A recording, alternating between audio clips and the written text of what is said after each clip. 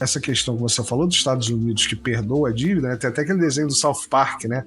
Que tá todo mundo endividado pra caralho, comprando besteira. Eu lembrei, você falando aí da galera gastando, comprando besteira, eu lembrei exatamente do South Park, desse desenho.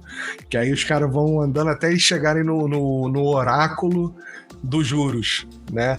Aí o oráculo dos juros, o maluco corta a cabeça de uma galinha, joga ela numa roleta e onde ela cair vai ser os juros, né?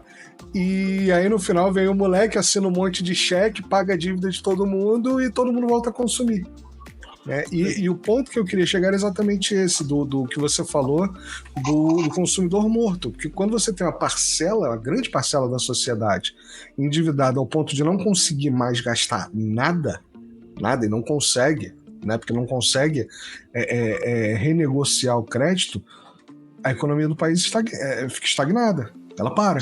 Né? O cara não consegue comprar um micro-ondas. E aí, como é que o país reage a isso?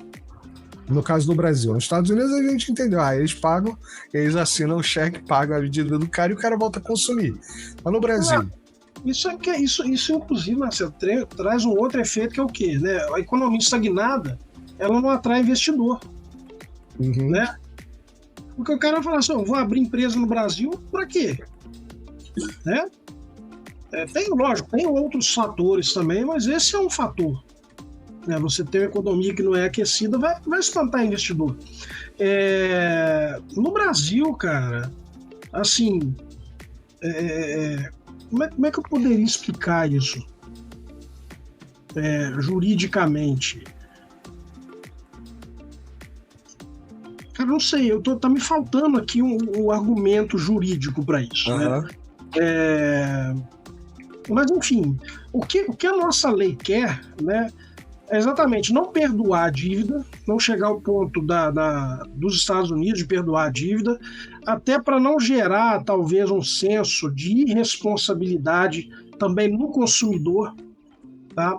Porque nós temos, inclusive, uns requisitos na lei, né, que é incentivar também o consumidor, com base nessa educação financeira, a não contrair mais débitos. Sim, sim. Durante o tempo lá, assim, vou falar resumidamente como é que funciona o sistema de tratamento do sobreendividamento. Quer dizer, aquele indivíduo que já está na situação, né, ele procura o Poder Judiciário, é como se fosse uma recuperação judicial de empresa, só que agora para nós, para pessoas naturais, né, e que inclusive foi um dos argumentos, né, se você tem, né, uma lei de recuperação judicial para a empresa, que é a Lei 11.101 aqui no Brasil, de falência e recuperação judicial, né? Você quer que a empresa se recupere economicamente, porque ela tem uma função social, inclusive, né? Que é gerar emprego, né? Que é gerar riqueza, fazer circular riqueza. Então, não é interessante, a falência é o último estágio, quando realmente a empresa não consegue cumprir o plano de recuperação judicial, né? E aí ela vai ser decretada a falência dela pelo juiz. Aqui no Brasil, a falência, né, às vezes é errado a gente falar assim, o indivíduo faliu, fulano faliu. Não, aqui é insolvência. Para a pessoa, o termo é insolvência, que é exatamente a mesma situação da empresa falida. A pessoa não consegue mais pagar nada, né? E aí ela é declarada insolvente.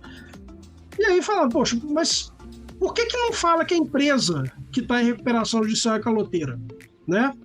Porque ela também se descontrolou. Ela não conseguiu pagar os débitos dela. E aí veio a lei do sobreendividamento. E aí uma das frentes, né, como é que funciona? É semelhante à recuperação judicial de empresa. O consumidor que está endividado, ele vai calcular qual que é o mínimo existencial dele. O que é o mínimo existencial? É o quanto você precisa por mês para comer, para estudar, para pagar seus remédios, para pagar a escola, para o lazer. Tem gente que fala assim, não, mas absurdo, o cara tá devendo, vai divertir. Claro, isso é um direito fundamental, cara, tá na Constituição. Né? O lazer é um direito fundamental, isso compõe o seu mínimo existencial, o seu direito ao lazer, descansar no fim de semana. Né? Não matar de trabalhar no fim de semana, não. E aí você vai calcular isso, olha, o que sobrou aqui, né? O que eu consigo pagar sem comprometer esse meu mínimo existencial? Olha, eu consigo pagar, vamos botar aqui um número redondo, R$500 por mês para todos os meus credores. esse consumidor ele vai entrar com um processo de repactuação de dívidas, né? E vai chamar todos os credores e falar assim, olha, eu estou nessa situação aqui, eu proponho a vocês pagar, olha, R$50 por mês para você, 50 para você, 50 para você, 50 para você, beleza. E aí o juiz vai designar uma audiência para isso. E os credores vão falar se eles concordam ou não. E esse plano de pagamento, ele é por no máximo 5 anos. A pessoa tem que montar um plano de pagamento para poder se projetar em 5 anos liquidar aquela dívida. Né? Também não pode sentar no pudim, não, né? Tem que botar um pouquinho de esforço também. Né? E durante esse tempo, isso consta no processo. Quando o juiz ele dá a sentença lá, ele fala assim, olha, e você, consumidor, tem que se comprometer a não se endividar de novo. Se controlar, né? Mas o juiz não pode proibir. Entendeu? Não existe uma proibição. E aí, beleza, os credores vão falar, olha, concordo, tal. E aí, o credor que falar que não concorda, se ele não tiver uma atitude cooperativa, ele vai ser o último da fila a receber. Entendeu? Acho justo. Justo, né? Porque se existe uma via de duas mãos, né? Porra, você quer receber, então você também tem que colaborar um bocadinho. Exato. Então, assim, existe tem que haver esse comprometimento, né, do consumidor de não entrar novamente naquela situação de superendividamento. Né? Agora, é lógico, pode acontecer o que eu já tinha te falado, do superendividamento ativo, do superendividamento passivo, né? Aconteceu são perguntas que as pessoas falam, pô, mas beleza, esse cara se beneficiou dessa repactuação de dívida, mas aí ele perdeu o emprego, morreu alguém na família, adoeceu alguém, cara, aí é outra situação, né? O cara, se ele precisar recorrer ao crédito, né, para sanear uma situação desse tipo, né, pelo menos não vai ser um superendividamento ativo. Entendeu? Isso faz parte da educação financeira. Conscientizar o cara, olha, você está recebendo aqui uma chance, né, de pagar os seus débitos, né, mas também aprenda a utilizar o crédito de forma responsável. O fornecedor fornecer de forma responsável, conceder o crédito de forma responsável, o consumidor também utilizar de forma responsável. Saquei. Mas aí agora me veio uma dúvida na cabeça, e aí de repente já é uma dúvida um pouco muito lá no fundo, que de repente você não souber responder, não pega nada. Existe algum projeto, digamos assim, vou recomeçar. Por exemplo, você vai para o AA, né? Você entra para o Alcoólicos Anônimos. Existe um plano educacional. Sim. Né? A pessoa ela tem que participar, né? Assim, tem, obviamente, uma vontade própria, né? Mas talvez não tenha sido o melhor comparativo, mas acho que deu para entender mais ou menos assim. Então assim, ó, beleza, a gente tá aqui, a gente vai te ajudar, tamo junto, né? Porra, ó, vamos forçar os caras a também serem simpáticos com o teu problema, então a gente vai chegar aqui no meio termo, todo mundo vai ganhar, legal. Mas existe uma formação, digamos assim, uma obrigatoriedade, uma formação para essa pessoa, uma formação educacional, que eu digo, para essa pessoa, cara, você vai ter que, porra, participar das reuniões de AA, entendeu? Do CA, né? Dos consumidores anônimos, né? De onde você vai aprender a fazer uma gestão financeira, você vai aprender é uma contrapartida tua, cara. A gente tá, entendeu? A gente tá aqui para te ajudar, mas tu vai ter que fazer uma contrapartida também, né? Você vai ter que aprender, né? Porque aí, pô, não adianta talvez seja um pouco grosseiro, mas assim, de repente jogar esse cara de novo no mercado sem o devido treinamento, né, pode ser perigoso, pode ser arriscado. Não tô nem dizendo que simplesmente dane-se, não. Pode ser arriscado, porque essa pessoa pode não entender o que ela fez de errado, por algum motivo. Sim. Cara, inclusive tem no Brasil hoje projetos de lei, né, que visam tornar a educação financeira matéria obrigatória já no ensino básico, na escola. Deveria ser.